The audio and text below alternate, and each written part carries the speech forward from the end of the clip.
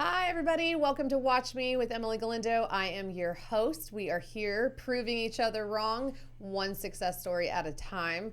And my guest today, I am very excited to present and also learn more about, is somebody who makes me feel like very calm and just peaceful. I don't know why that is, but he just has this amazing energy to just be very likable, and you want to learn more about him. So we're excited to have one of the, Rookie of the Year, one of the top 3 producing real estate agents in Houston, Ramy Georgy. Hello. Hi. Nice to be here. Thank you for having me. You're so welcome. So yes, top 3 producer in Houston? Top 3%. 3%? Yes. Yes. Yes. So, but you've only been and Rookie of the Year? And Rookie of the Year. In the same year? My first year, yeah. So my first year, I got top 3%, and I got Rookie of the Year in my brokerage. That's incredible, actually, because that's not an easy thing to do. No, well, that's what they told me. It was easy for you, but not. It's not the easy part. It's just the what? Who's this guy? I want to meet this guy. Oh, it's me. Are you one of those you just do the right thing and it just ends up being that's the result, or is that something that drives you? Well, I try not to think about it, because the more I think about it, the more I mess up. So it's just put your best foot forward and keep going, eyes on the prize, and just do what you got to do and just make it work. Right. You don't think, oh, I want to be number one.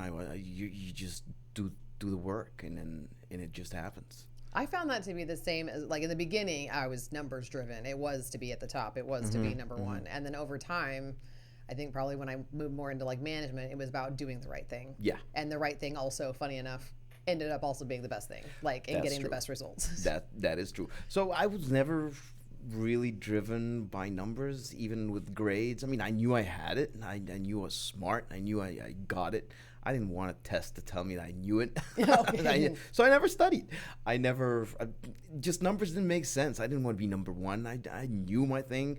I would get annoyed because my parents, Middle Easterns, they would go, "Oh, look at your friend. They're A plus students. Oh, look at that. Look at this. Look at," and I would have a conversation with those kids, and they would have no idea what I was talking about. And let's say I was always into sciences. I had a microscope. I used to grab little things and put them on a microscope and just study what they are, and look at the encyclopedia and know what this is. And so I had knowledge. So I would bring it up to them. I was like, "Hey, did you know you could do this with this, and that under a microscope?" They go, "What's a microscope?" Oh, right.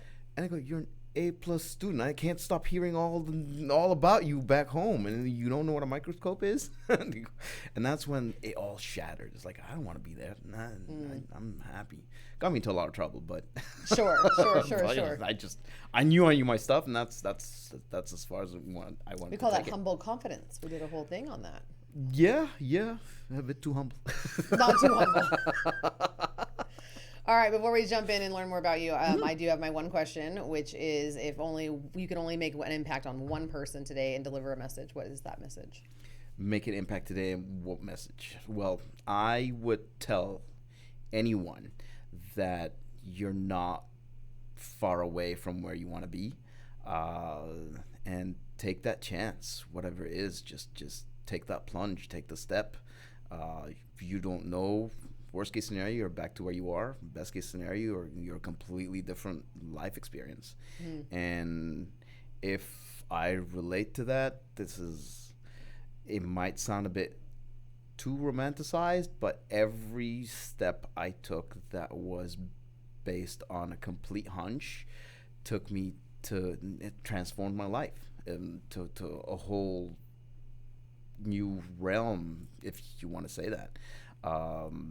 Starting with how I met my wife, all the way to taking the first diving plunge, which I'm sure you want to ask. Yeah, I do. All the way to walking across Spain, and climbing Kilimanjaro. It's just like every step of the way, we just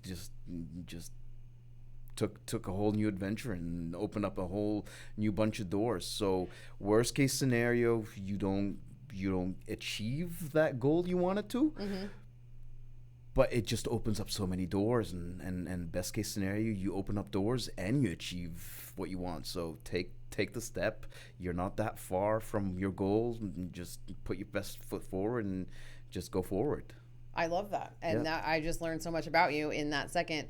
Okay, so if where would you put meeting your wife in terms of life-changing things, adventures, up against climbing Mount Kilimanjaro, walking across Spain, diving with sharks? Where does that range in life-altering? Well, meeting my wife is number one. Right answer, Ramy. Right answer. Well, it got me here. So my background, I used to live in Egypt. Moved to the U.S. to Houston about 5 years ago. And I all to my wife, to meeting my wife, and I met her on the beach.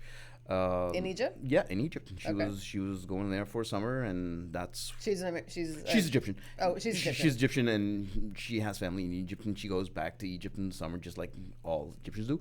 Okay.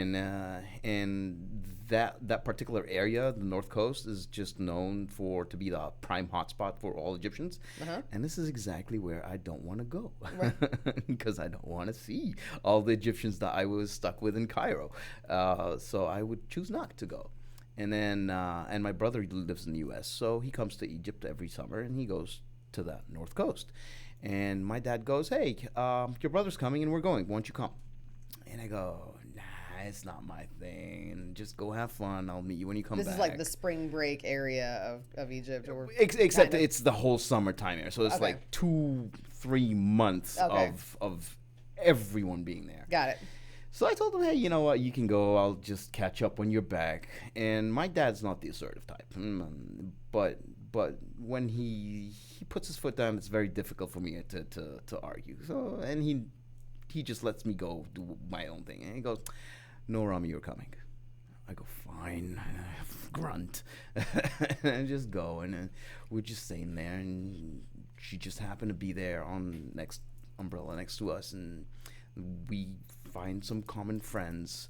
My brother is her in-laws, good friends, so naturally they just stuck around there 4 days. I did not speak to her for all 4 days.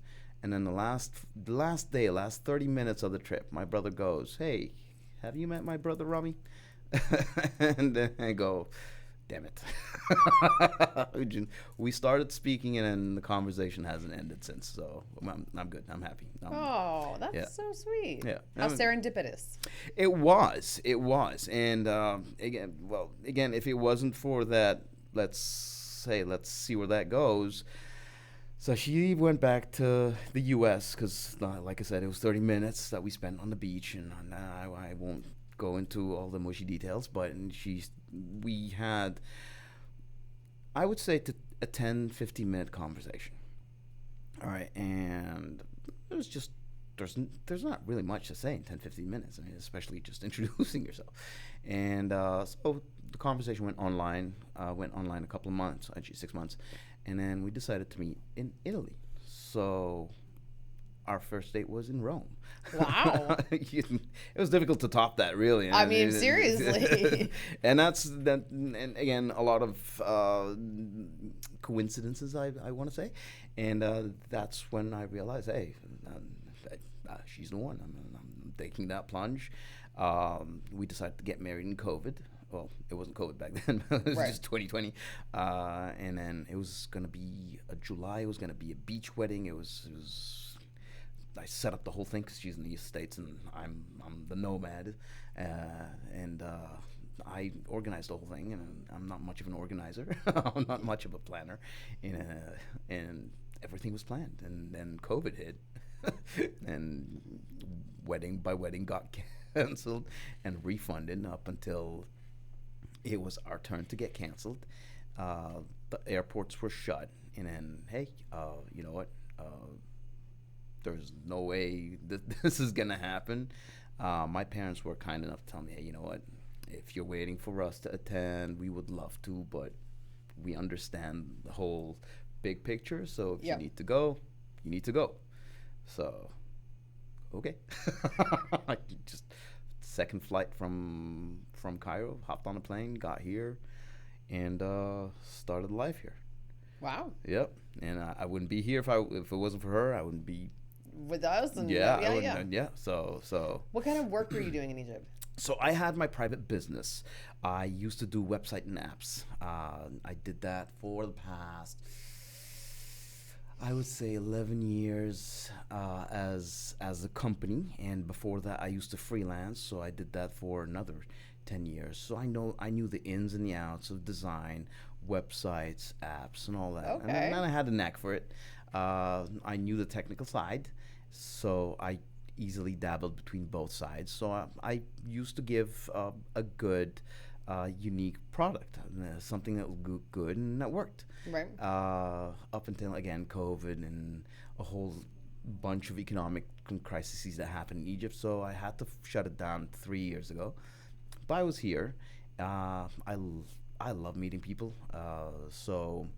And I was the guy people asked about. So it's like, hey, do you know a guy that could design that? Yo, I know a guy. I was him.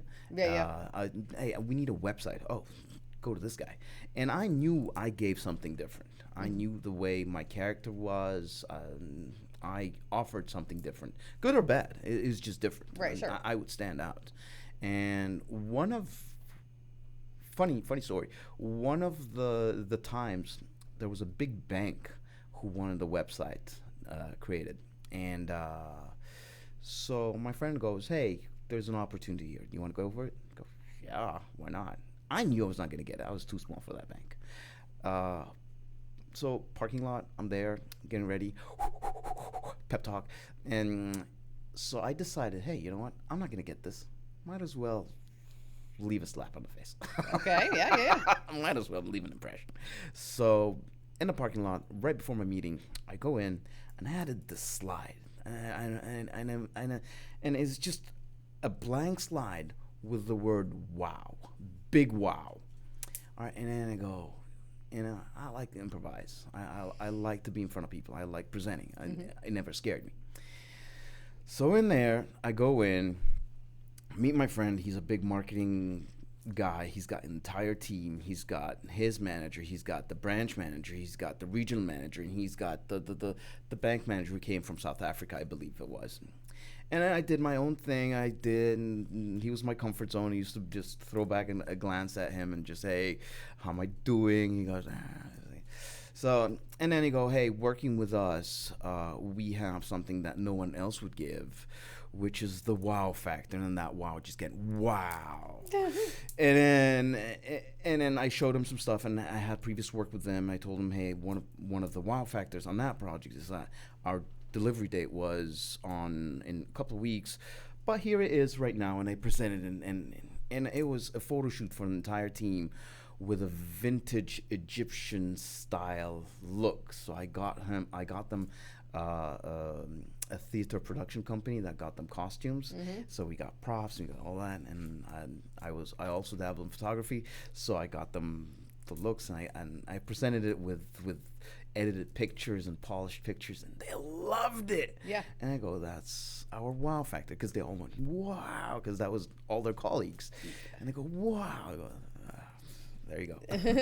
So end of the conversation, end of the meeting, and I just had I left and just get on my day, and then I knew I was not gonna get it, and I didn't get it, but. Oh, I was like, tell me that you got it. No, I didn't. I knew I wasn't gonna get it. Right.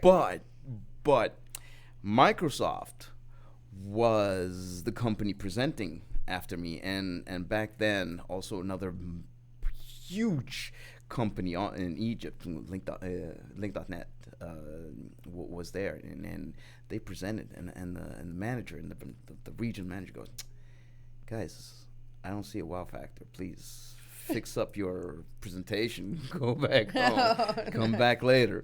And then I call my friend up. I go, hey, did I mess up too bad? And they go, mess up too bad? Are you kidding? They were just talking about you were the people they referred to as the wow person, the wow guy. Love that. Yeah. That project didn't go forward anyways. But, okay. Nobody got the job. I honestly don't know. And it was just... Right. It was just gone. Why didn't you do that when you came here? I did. So I did do that when I got here. I started off. I managed to land myself with the 3 clients. uh, but managing my company back home and here, there's an 8 hour difference. So Yeah. it was a lot to juggle. Sure. And again, new opportunity, new life, new beginnings. I always liked real estate, so I figured, hey, you know what? I got an eye for real estate. I can talk to people. How hard could this be? Uh, I was at an event this weekend that was for real estate agents, and the person I was with said repeatedly, "It's not that hard. Anybody can do this job." And I was like, no, "No." no, no. And I see online and I see friends. It's like, hey, we could do this. No, no. What is the most challenging part of the job? Everything. Everything. I mean, everything. It's just anything could go wrong in a heartbeat. And part of the reason I was rookie of the year, I guess, is because I wouldn't let it go. It's like I have to make their closing, and I remember off the top of my head. So first year I closed on, I would like to say 21 homes. Okay. All right. On your first year? First year. Holy crap. And 21 you didn't homes. know anybody in the city. I had no one. I only knew my wife and her entourage. We're going to get there in just a minute. Okay, so continue. Yeah, so 21 homes, closed on 21 homes, and albeit they're all small homes, so But you're getting exactly. You're getting I reps didn't, in, I right? didn't, I didn't care. I didn't care about the dollar value. I just cared about transactions. Right. And and I would like to think that if it weren't for me, those homes weren't going to close, because I recall one guy. Let's call him Buyer. Okay. And Thompson. So let's call him Thompson. Okay. So Thompson wants to buy a condo. All right, showed him condos, have my chat with him. He goes, yeah, I like you, and let's move forward. All right, so great. Show him some condos. He picked a condo that's about $130,000, $150,000. Not that big, but to him, it was home. Yeah. And that's what counted. So he was with a big bank, and hey, Mr. Big Bank, are we good for the loan? Yes, we're good. Do you need anything? No, we're not. No, we don't. So what did Thompson do? He was forced to sell his car to get some money to pay off his credit cards to Lower be his able, debt to income ratio. exactly, to be able to get that home. And 10 days before closing, the bank goes, oh, we can't give that loan. It's like, guys, I just called you 2 days ago and you said you're fine. And we had passed the option period, so he's going to lose money. Yeah. He's going to lose 1%, $1,500. And no, I wasn't going to have that. And I went in conversation with him. I go, hey, the bank said, he go, but no, but I gave up everything. And I felt really bad for this guy. He gave up everything. He sold a car at a loss just to get some money, just to get his home. He wanted to be a homeowner. So I told him, hey, you know what? I have a lender that might be able to help. And we're 10 days off of closing. And so I called. Sent your lender into a panic. Yeah, well, I told him, hey, you know what? No, I've got this situation. And we give this lender quite a bit of work. So we know him, he knows us. Right. So he'll go on a ledge for us. And shout out to him. He saved the deal. And so I go back to them and I go, this is the situation. He takes it on. He goes, I think I could finish it, not in 10 days. I will need some more time. This is 2021. Right. So real estate is on fire. Yeah. Real estate we don't have an extra day to wait on this thing. Exactly. Yeah. So if he's not buying, there's the whole line of people buying. So I go back to the listing side. I go, hey guys, so we have the situation. This happened, and we would like to push closing by this number of days. They go, no way. I go, okay, so let's put it this way. If you go back on the market, how long will it take to get another buyer? It'll go, if you get a cash buyer, big if you get a cash buyer, that's another 10 days. I need 3 more days. So we're good. Worst case scenario, take the money. Worst case scenario, you've got nothing to lose. Best case scenario, we close. And I am confident wasn't, but I was confident that he's going to close because my lender said he was going to close.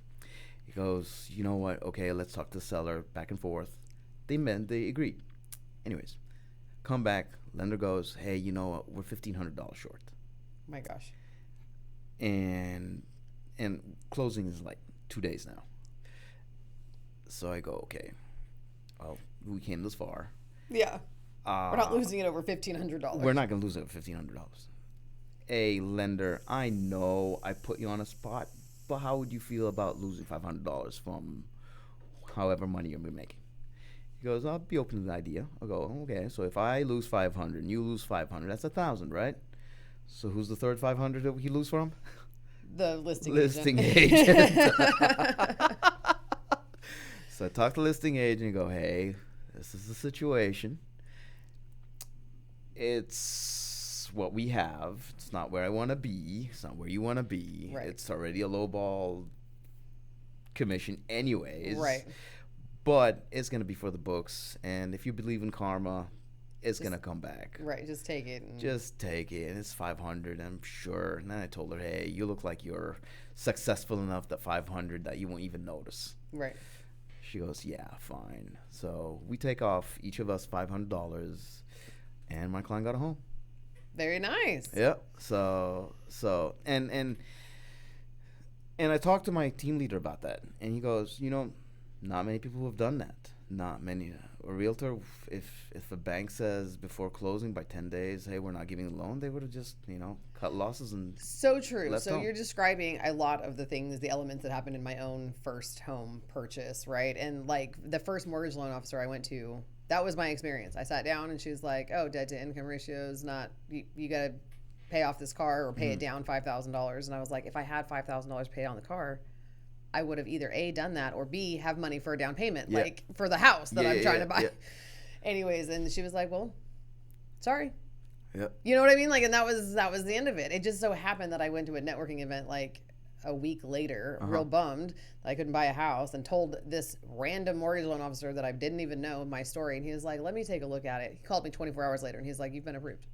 Oh, wow. Okay. Yeah. I was like, yeah. What? Like, it just takes, the right somebody to give a shit enough to take you to the next person who can help solve the problem. Well, again, I never thought buying homes could be that big of an issue. But so out of all my sales, I would say 95% of them had major knots that I had to undo. Yeah. And I would like to think if it wasn't for me, the sale wouldn't have gone through. Right. I had a family moving in from California. They found a house, they liked it, and they put on. We made a good offer. We reduced the price. I got them a better price than what they had in mind. So I negotiated the price down. 3 days before closing. 3 days before closing. Right. Lenders underwriting's doing their own thing, and they go the anti-sales department. Oh yeah, and some mishap document just was revealed. It wasn't the right document, but the document just confused the underwriting and goes, oh, we're not going through with this loan. Right. But my buyer had already moved their furniture from California, and the seller moved out their stuff from the home, and with that money, they're buying another home. So a lot was at stake. Yeah. And of course, so a lot of emotions was there, and I was very stressed. Yeah.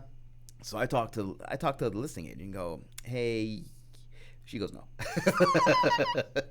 But no. No. So I go, what are the chances of having a three-way conversation with the homeowners? And they go, yeah, but they're very angry. I go, yeah, I'll take it.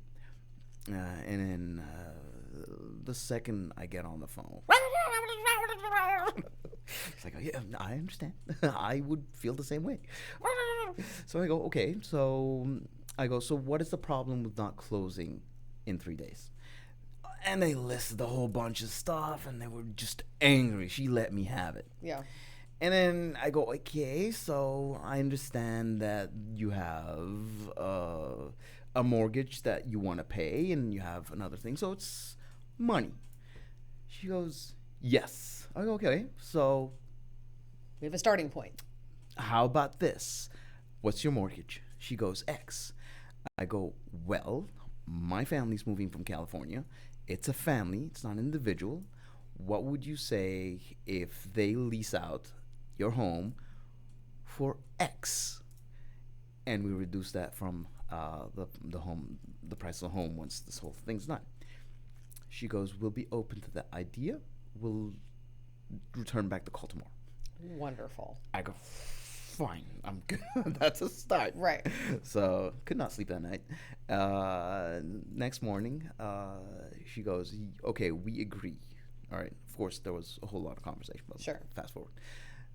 So I take it back to my client. I go, hey, I managed to push the deadline forward. What would you be open to this? He goes, okay, great. And so right now turned into that, and basically we pushed it forward, and they got their mortgage, they got this sold. Basically, again, long story short, managed to get them the home once we cleared up with the underwriter. Right. So Do you think that it's just that you just ask questions that other people aren't willing to ask? Oh, yeah. Is asking a listing agent and the mortgage people to like cut their commissions, is that a normal thing that happens, or is it just a creative avenue that you're like, here's how we can solve this problem? well, okay, so that idea wasn't entirely mine. Right. And it's my team leader. And shout out to Ken Jones. He's been my mentor since I got into this business, and he's got 20 years of experience, and basically that was his idea. He goes, He's like, I've seen this work, try this. yeah, exactly. And, Yeah. and it was up to me just to ask the question and pitch it in such a way. It's like, hey, you know what do you think of? Right. See, I think that I come back to like the calming sensation, like calming vibration that you put off is like, I know that it's a stressful situation, right? And people's energies are real high and all the things, but like, just your presentation style is very like, listen, it's okay. We're gonna. Hey, how about this? Like, it's a very like calming proposition that it's hard to turn down. It's like, hey, you know what? How bad would this be? I love that perspective. Yeah. Like that you constantly are like, well, I mean, the worst case scenario is, but the best case is this, and you're back where you started. If the worst case scenario. Yeah, that's how I convinced my wife to go skydiving. Oh yeah. Yeah, she didn't. But well, the worst case scenario there is that you would die, right? It's not back where it is back where I started on the ground, but now I'm dead. But the stories you have to say. But I don't have any stories if I'm dead. True, but how often I does that say this happen? with a lot of energy, but I've gone skydiving, so it's okay. But again, I like to throw back on statistics. Okay. All right, how many successful skydives were there? A lot. A lot. A lot. You have I to would do at say least, like, I would 10,000 say or something. 98% skydives were, or tandem skydives were successful. Well, I would say it's higher than that, probably. Well, 99.5. I'll take that one. Okay, all right. Yes, they are all they are very successful. So yeah, I mean, With the likelihood of me dying. exactly. I mean, people don't really fear the bathtub that much, but bathtubs have a very high degree of death to it. So it's like, this is never going to stop you. Right? Yeah. Fair. And that's what I fall on, and it's like numbers and safety in numbers. Okay. I mean, I understand and I appreciate them as well. That's how they can determine how you And what exactly. is the safest best course of action. And this is where I go back to what I just said. I mean, worst case scenario, you were in the same place. Best case scenario, you have a story to tell. I skydived in whatever. Where did you skydive? I skydived in South Africa.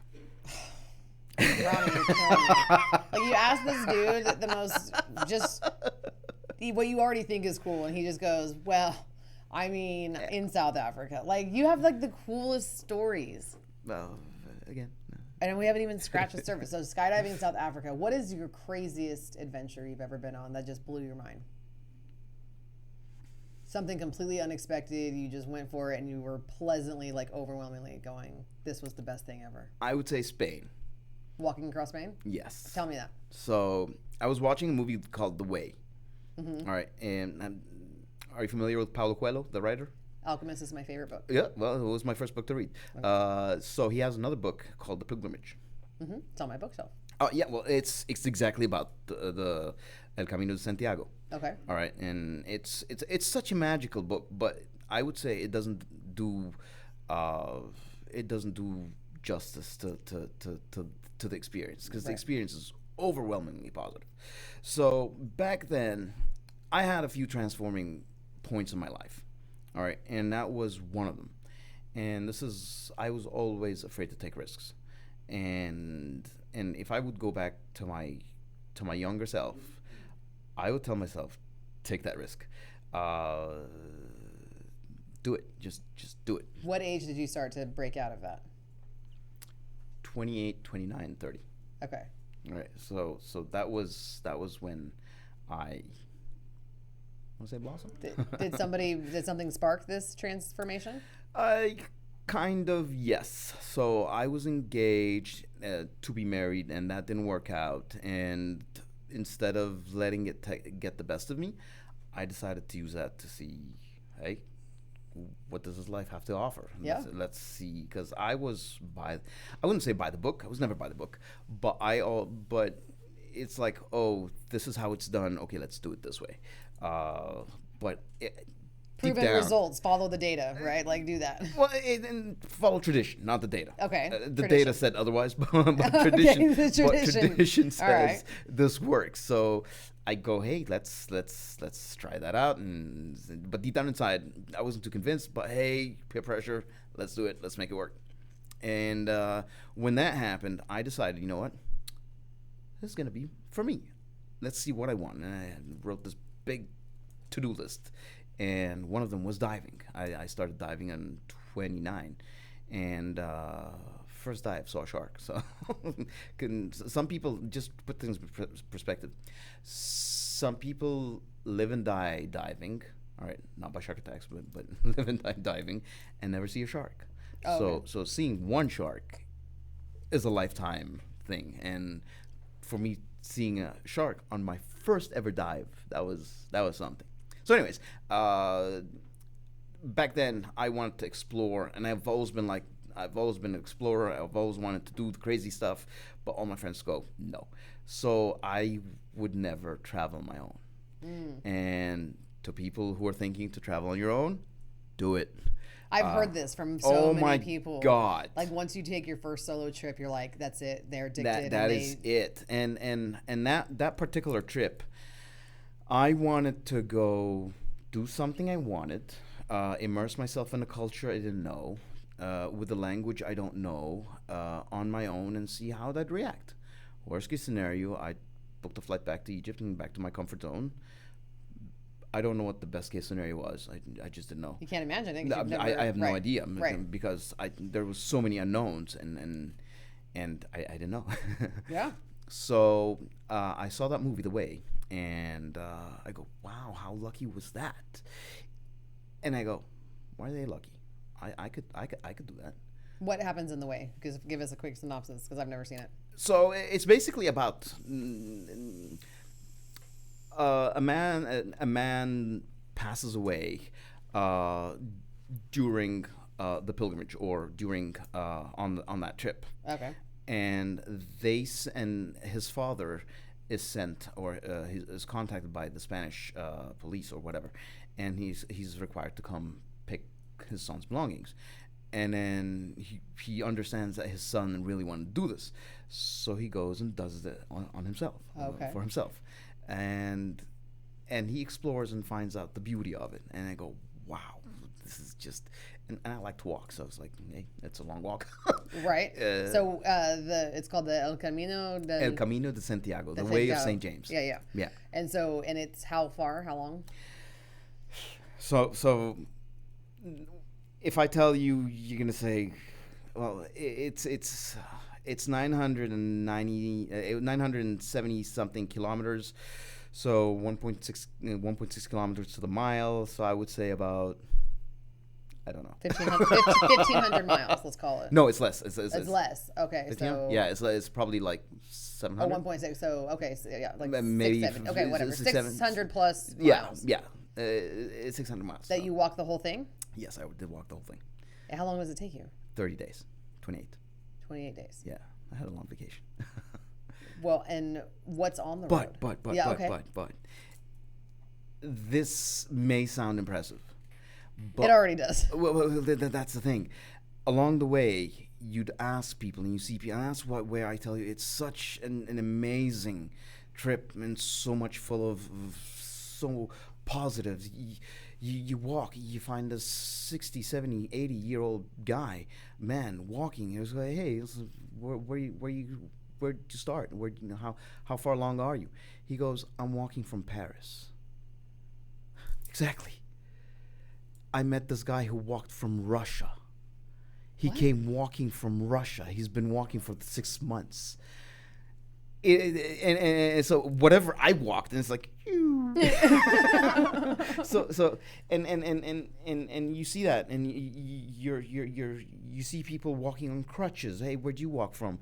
They go, we started walking in Amsterdam. So this guy from Paris, he goes, how'd you start? Tell me your story. It's an interesting story.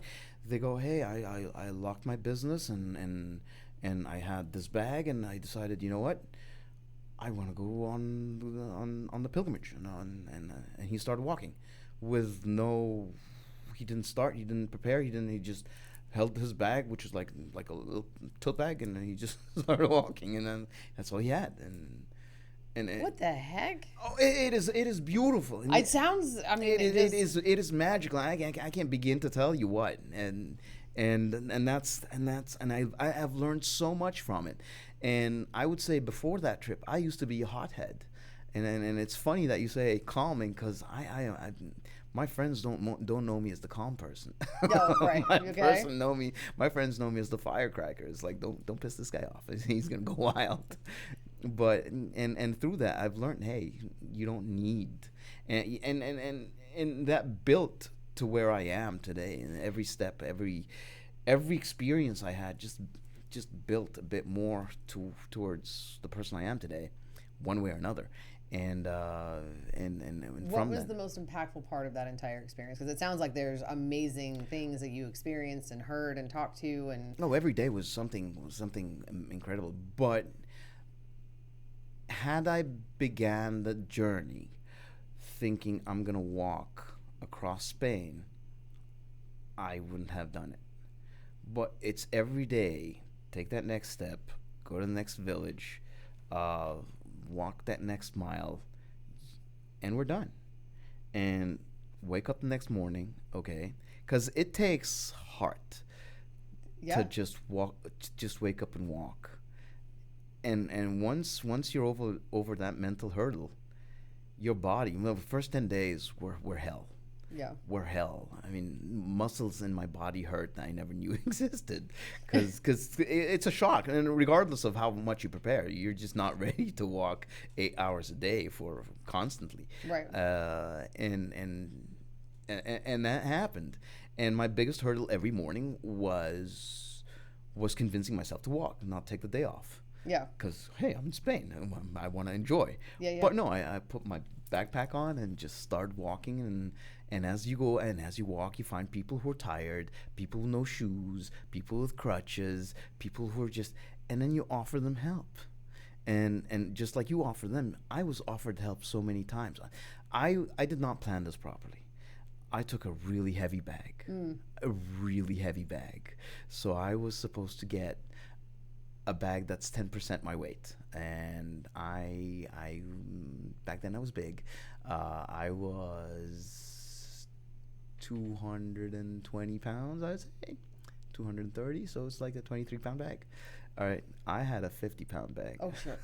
I had a 50-pound bag on me, lugging it all across Spain. Did it make the whole trip? You didn't shed any of it? I did. The first day. The first day. The first day. It's like, I don't need this anymore. I don't need this anymore. I mean, I didn't know what I was running up against. I didn't know anything, so I got a Egyptian cotton bed sheet. You brought an Egyptian cotton bed sheet with you. I mean, it's like, But that doesn't weigh that much. I would have kept it. Well, the first day I gave it up because the first day we had to go up the Pyrenees Mountains. Like, it was bad. It was a bad call. And I had towels. It's like I just gave them all up. I had my camera with 2 extra lenses. I was really lucky that my friends were coming on the same flight that I was. Met up with them. I told them, "Hey guys, I don't think I can take these with me. So can I give them to you? You take them back home to me, and I'll meet you back home." And they said sure, and I gave that, and so I reduced the load. But I was one of the heaviest bags on the trip. And good news, by the time I finished that trip, 30 days, my leg muscles were Yeah. How much weight did you lose? No, I don't know. I I don't weigh myself, but, Okay, but I could tell you every piece of clothing I've ever owned just didn't fit anymore. Yeah, yeah. I lost everything, and I had shoulders, and it's like I was like, whoa, dude. And Was this organized? Do you go with like a no, guide of any kind? no, You just no. I just showed up on my own, and walked. And that was part of the challenge, because I wanted to challenge myself. I wanted to see how I do, because usually I'm in the comfort of my friends. If they don't travel, I don't travel. Right. If they don't do this, I don't do that. And that's when I decided, no, I'm having a similar situation right now, right? Like after my divorce and trying to figure out who am I and what do I want to do. Do it. And it's so overwhelming that there are so many options that I just don't do anything. And one of the magical things about that particular trip is, like, let's say whatever the most random problem in the world that only can happen to you. A relative has, and God forbid, and I'm not talking about you, but let's say an individual's relative mom has a certain type of cancer that is very unique to her. All right, that only has happened to her, and you're walking that path and thinking about it, and then you just happen to meet a random person who's walking for the exact same cause. Their mother has that exact same sort of cancer, and they're just walking just to and they both meet and just talk it out, and they cry, they hug it out, and just keep walking. Right. And maybe they never meet again. Maybe they do. And the next day you just don't know what kind of randomness it will get you, and it is incredible. It is incredible. On a bigger scale, I just find it so fascinating. These kinds of experiences don't happen in the United States. They do. I don't think that they do. Well, I mean, like, I don't think that people appreciate them as much. But like, you're making me think of like Eat, Pray, Love, and like all of these stories of people just traveling the world and having these amazing encounters, and then they can go back to they probably go back to their lives and carry on. But I was walking with a girl who lost her cousin in a car accident, and again, while you're walking, when your body starts adapting into it, so that's why I tell all my friends, I inspired at least 5 people to do it, and I loved it. Yeah. I loved it.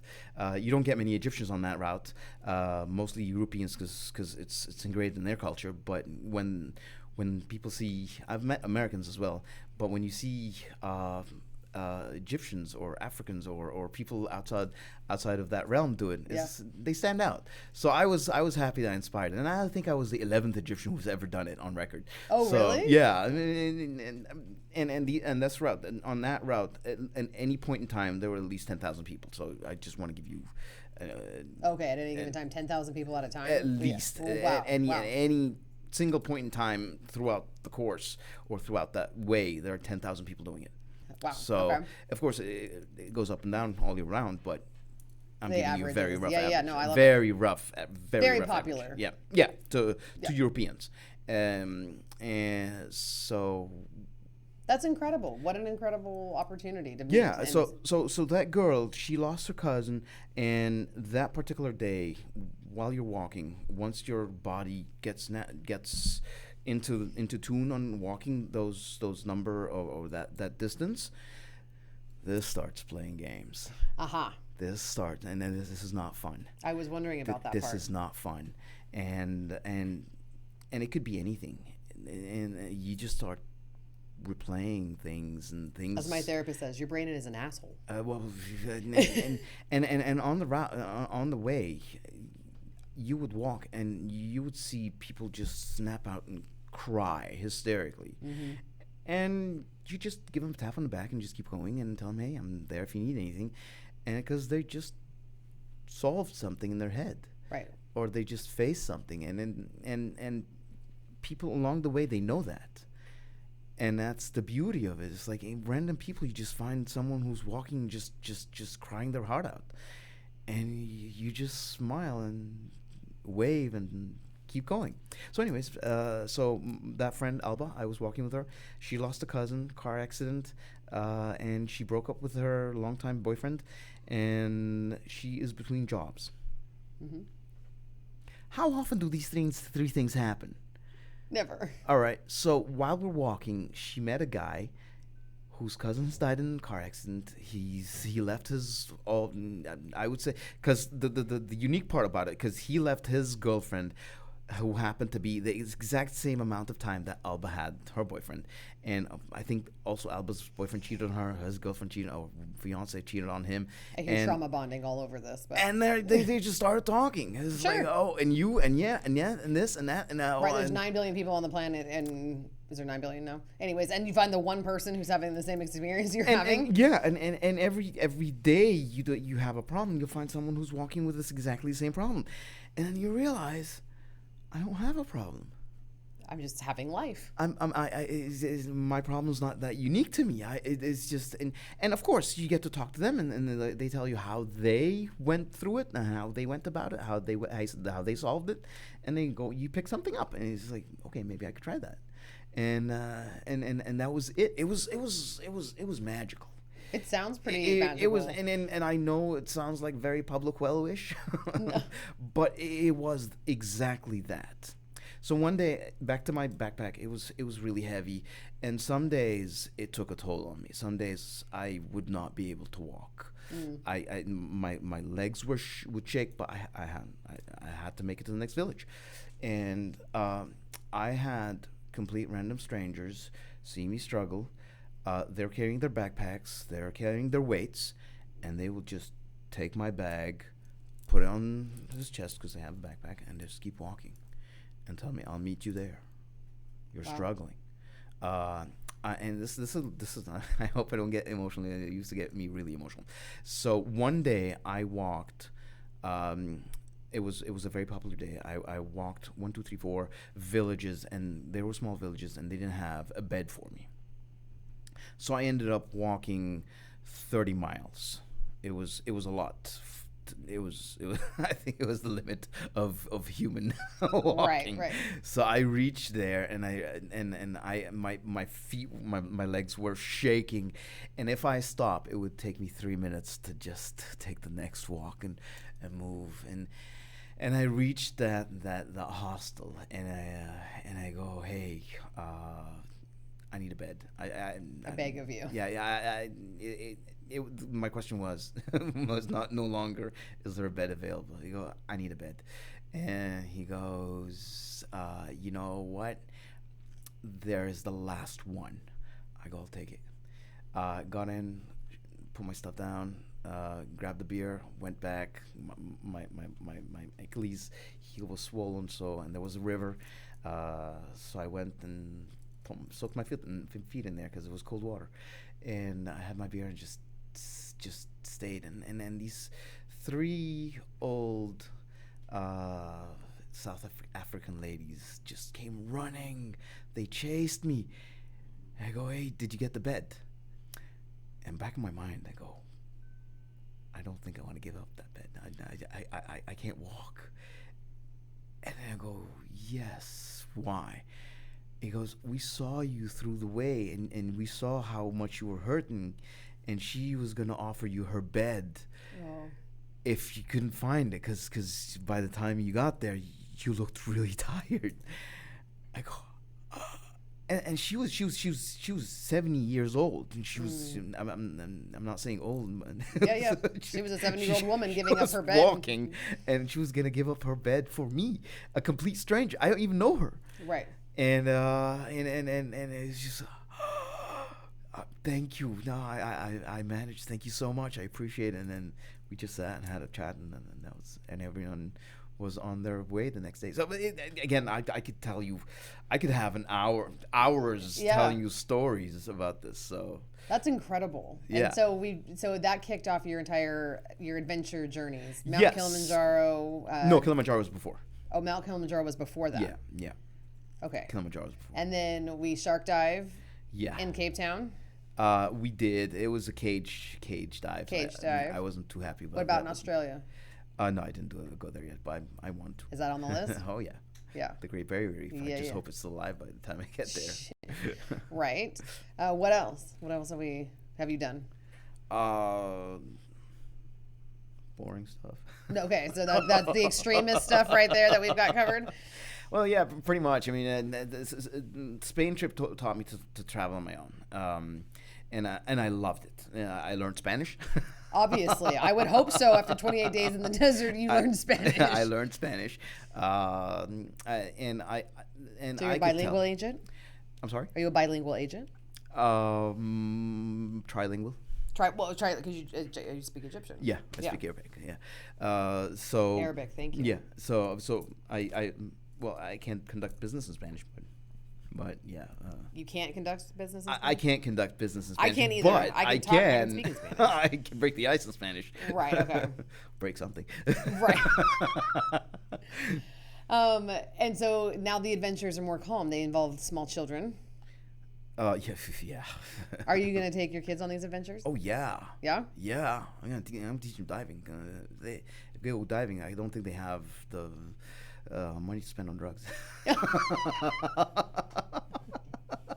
We can cure their adrenaline curiosity in other healthier ways so that they don't get addicted to drugs. Yeah. All right, I'll try that. That's why I need to start learning how to dive. Yeah, so big lessons from Spain. I learned to break things down to smaller pieces and find out that it is not that big. And once you start untangling issues, that's when it starts. And that has helped me so much on the professional level, personal level, on every single level. It's not, hey, it's not that big of a problem. I was just gonna say, as you were talking about that, I'm like, if once you hear your story about going through that, if you can do that, like a small little negotiation hiccup isn't No. we've done much bigger things in our life. And I'm a person who I was the friend who always cracked those really awkward jokes. Yeah. Those it's like we were all thinking it, but you're the only one who said You it. just say it because you realize that it's just not that big of a deal. So it's like having that tough conversation was always it was like hey, it's like, what about this? Have you considered that? And then hear me out. Right, because it's not that scary. You've done scarier things, right? It's not scary. I mean, if you. So I tell my wife this all the time. And if it's such a big deal, what if you make it smaller? What if you realize it's not that big?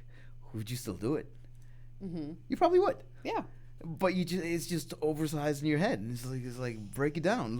Look at it from another way. And I used to help my team with that. And I was the type of manager. He's like, don't come to me with a problem. Come to me with a solution. You're there to give me solutions. I'm here to give you problems. So. And I would have my developers, because I do have a technical background, so I had my developers come to me all the time, go, hey, we spent days on this, and it's just not working. And I look at it and I go, why don't you just? So it was a visual issue with a front end problem. So, and he goes, hey, I tried expanding the background, but if I do, it's gonna be heavy, and then all this technical jargon. I go, so why don't you fix it and make it not move? And the idea was like a 2-second idea, right? And I could see his frustration on his face, and this guy was really good at what he does. I mean, I was really blessed to have him on the team.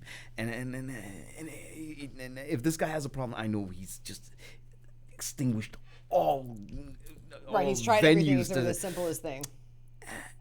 And I go, why don't you just put it there and not move it? And I just go, his face goes, oh, I didn't think of that. I go, really? Make it. It's just like the simplest answer, isn't it? Right. And usually it is. Usually it is the simplest answer. It is. And this is again something else I tell everyone. It is the simplest answer. Should I go for this? Should I go for that? It is the simplest answer. I have this major issue. Simple answer is ask. I just reduced $50,000 off a price of a home for a client. $50,000. That's a lot. That's a lot. And the sales agent go, hey, I am not gonna push the price any further. I go, yeah, but we've already reached this far, and we are at our limits. I have been transparent with you. Our budget is this. He can't push it anymore. You're gonna lose a sale over this measly amount of dollars. Right. Push it further. And then we did lose a house before because we had the same budget, and it was the same agent because it was in new construction. So I told her, hey, this amount is a drop in the ocean to this big company. All right, so they're not going to feel it. It's not going to even show on their books. But this amount is what it takes to reduce the price for him to buy. It's a sale. How do you want to go forward?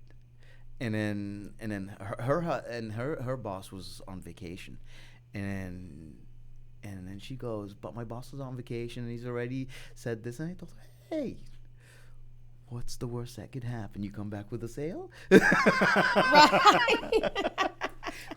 Welcome back from your vacation. I sold a house. Exactly. And then I told her, hey, we lost this. I showed all my cards to you. This is what we have. Make it work. Yeah. And she did. And she goes, okay, you know what? I'm gonna jump on the ledge and sign in and hope nothing happens. I go, nothing's gonna happen over this amount of petty change for you guys. Right. So yeah, so they're under contract and managed to reduce $50,000, and so yeah, it's just a question. Ask the question. Ask the question. That is the thing that I think most people forget, or like they just miss, or aren't willing to do because they're so afraid. They're too afraid of rejection or being told no. Like, but if you've walked like you have, like it's not that big of a deal. Like ask the question. If it's a no, that opens up a whole other questions. It's like, and sometimes a no is a great answer because it just opens up doors. It's like, why no? Yeah. Tell me more. Why no? Oh, because X, Y, Z. Just like my those sellers who didn't want to rent, who wanted to cancel the sale. It's like, okay, then can we discuss solutions? No. Why not? Because we are going to miss out on this, and that, and right. So I think what you're trying to tell me is because you owe a mortgage and you've already done all these. So how about if we pay the mortgage for that month? Right. Would that solve things? Yeah. Great. Right. It's asking questions, asking good questions. So ask and be bold, and just sometimes people don't show their cards, and they know they could push further, but no one's asking, so no. Right. So no. All right. Well, we're going to have to leave it there. So don't take no for an answer today. Ask the right questions. And ask questions. Ask questions. Just be curious. I had another guy, that was his thing, was just be curious. Ask questions. Don't be afraid to ask questions. And if you would love to hear more from Ramy, click the socials in his socials in the show notes, because this is just the tip of the mountain, I think, with Ramy. So thank you so much. Reach out to him for all of your real estate needs in Houston. Thanks for watching Watch Me. We will see you next week. Thank you for having me. Thank you so Ramy. much. All right.